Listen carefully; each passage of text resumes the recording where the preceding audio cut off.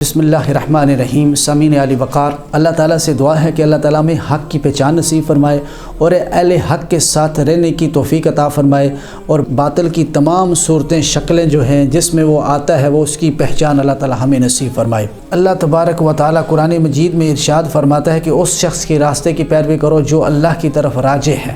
آج ہم آپ کو افسوس کے ساتھ جاوید احمد غامدی، جو کہ بر صغیر کے اندر 3 احمدوں کے بعد یعنی غلام محمد پرویز، غلام محمد قادیانی، سر سید احمد خان کے بعد میڈیا کے دور میں بہت جلدی پھیلنے والا فتنہ، جس کے اوپر اس وقت سینکڑوں علماء کرام سوشل میڈیا پر گفتگو کر رہے ہیں. بعض نے کتابیں لکھی، بعض اس کے بارے میں فتوی لکھے.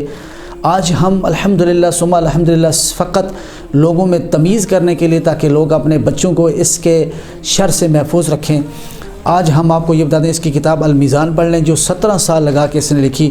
اس میں اس نے ایمانیات کا چیپٹر باندھا، اللہ پر ایمان کا ذکر کیا، اس کی صفات پر ایمان کا ذکر کیا، نبیوں پر ایمان کا ذکر کیا، اس کے بعد جو ہے فرشتوں کے بعد یوم الجزا کا ذکر کیا، اور اس نے خیر اور شر کا ذکر اپنی کتاب میں نہیں کیا.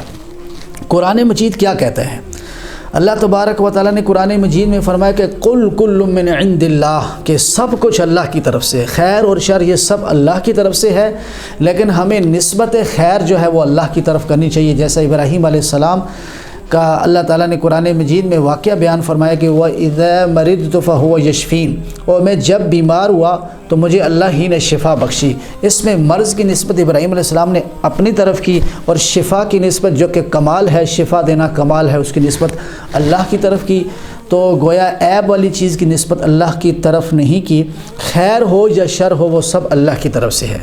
ہماری اہل سنت کی کتابوں میں جو ہے ایمان کی ڈیٹیل یہ ہے: اللہ پر ایمان، فرشتوں پر ایمان، نبیوں پر ایمان، قیامت پر ایمان، آسمانی کتابوں پر ایمان، اور ایمان مجمل کے جو ہے کہ تشریح جو ہے ایمان مفصل کہ خیر اور شر پر بھی ایمان.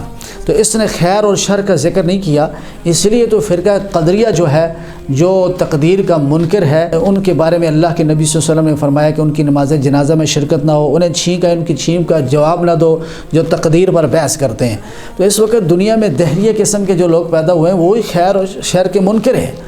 تو اس نے خیر اور شر کا ذکر نہ کر کے یہ بتا دیا کہ اس کی کتاب یہ دین کی کتاب نہیں ہے، یہ غامدیت ہے، اور یہ اپنی غامدیت کو پھیلانے کے لیے اپنے تصانیف بھی کر رہا ہے، ادارے بھی قائم کر رہا ہے، لوگوں کو بھی بنا رہا ہے. اس کا اسلام کے ساتھ کوئی تعلق نہیں ہے. اسلام کی بات کر ایسے کبھی امامہ شریف حضور کی سنت وہ پہننے کی توفیق نہیں ہوئی، اور یہ اس اپنا پسند کا اسلام پھیلا رہا ہے. جو نبی پاک کا اسلام ہے اس کے ساتھ اس کا کوئی تعلق نہیں.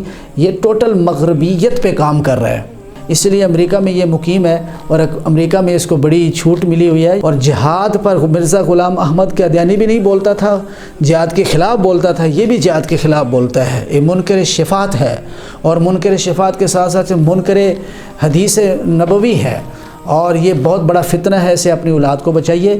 تجھ کو بھبتا نہیں اسلام کا دعویٰ، فانی ورنہ وہ غیرت اسلام بھی لا، وہ آن بھی لا. آپ ہی اپنی اداؤں پہ ذرا غور کریں، ہم اگر عرض کریں گے تو شکایت ہوگی. وما توفیقی الا باللہ.